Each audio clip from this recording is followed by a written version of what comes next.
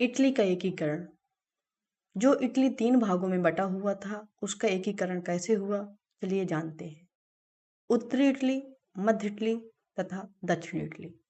उत्तरी इटली में Piedmont Sardinia का राज्य, लोम्बार्डी व वेनेसिया का क्षेत्र, पर्मा मोडेना व टस्कनी का क्षेत्र। पिडमॉन्ट व सार्डिनिया का राज्य यह इटली के एक स्थानीय राजवंश सेवाय वंश के अधीन था। दरअसल इटली का यह एकमात्र क्षेत्र था जो स्थानीय राजवंश के अधीन था। बाकी सारे क्षेत्र बाह्य नियंत्रण में थे, जिनमें से लोम्बार्डी व वेनेसिया का क्षेत्र और पर्मा मोडेना व टस्कनी का क्षेत्र, यह क्षेत्र ऑस्ट्रिया के अधीन थे।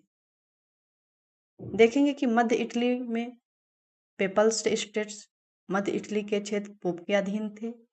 पोप को फ्रांस का संरक्षण प्राप्त था तथा फ्रांस की सेना पोप के संरक्षण के लिए मौजूद रहती थी। दक्षिण इटली नेपल्स व सिसिली का राज्य। दक्षिण इटली का क्षेत्र फ्रांस के बोर्बो राजवंश के अधीन था।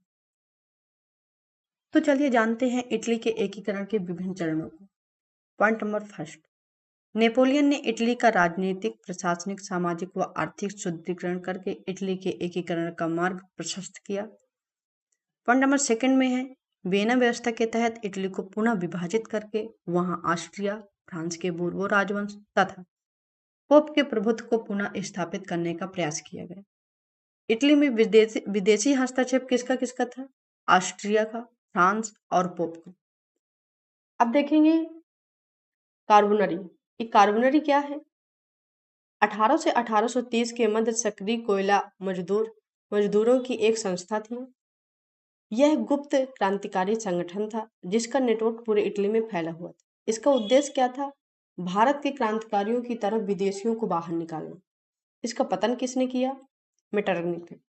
मेटरनिख के द्वारा इसका दमन कर दिया गया। कार्बोनिक का महत्व क्या था? अपनी क्रांतिकारी गतिविधियों के माध्यम से राष्ट्रीय चेतना का प्रचार प्रसार तथा मेजनी जैसे कई क्रांतिकारियों को पैदा किया। तो चलिए जानते हैं कि मेजनी कौन है।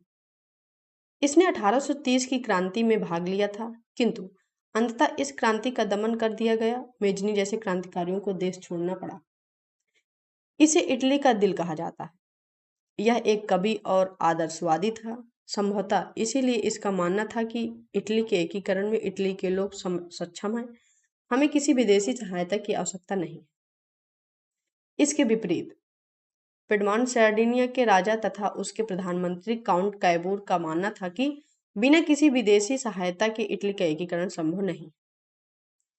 मेजनी इटली को एक गणराज्य बनाना चाहता था। इसके विपरीत काउंट कैबूर इटली का एकीकरण पिडमॉन्ट सार्डिनिया के राजवंश के अधीन करना चाहता था। मेजनी जनक्रांति के माध्यम से इटली का एकीकरण करना चाहता था। इसी उद्देश्य से इसने यंग इटली तथा यंग यूरोप नामक संगठन बनाया। 1848 की यूरोपीय क्रांतियों के फलस्वरूप इटली व ऑस्ट्रिया में भी क्रांतियां हुई। इन क्रांतियों से घबराकर मेटरनिख ऑस्ट्रिया से भाग गया। इससे उत्साहित होकर इटली के राजा चार्ल्स एल्बर्ट ने ऑस्ट्रिया के विरुद्ध युद्ध की घोषणा कर दी, किंतु अंततः यह बुरी तरह पराजित हुए। इसके पश्चात इनका पुत्र विक्टर इमैनुअल द्वितीय राजा बना।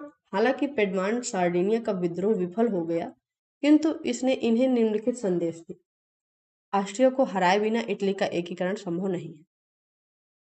यह कार्य बिना विदेशी सहायता के संभव नहीं होगा। ऑस्ट्रिया से संघर्ष सिर्फ पिडमॉन्ट सार्डिनिया ही कर सकते। उसका कहना था कि ऑस्ट्रिया को हराए बिना हम इटली का एकीकरण नहीं कर सकते हैं और बिना विदेशी सहायता के इटली का एकीकरण नहीं होगा। साथ ही इटली से संघर्ष सिर्फ पिडमॉन्ट सार्डिनिया ही कर सकते।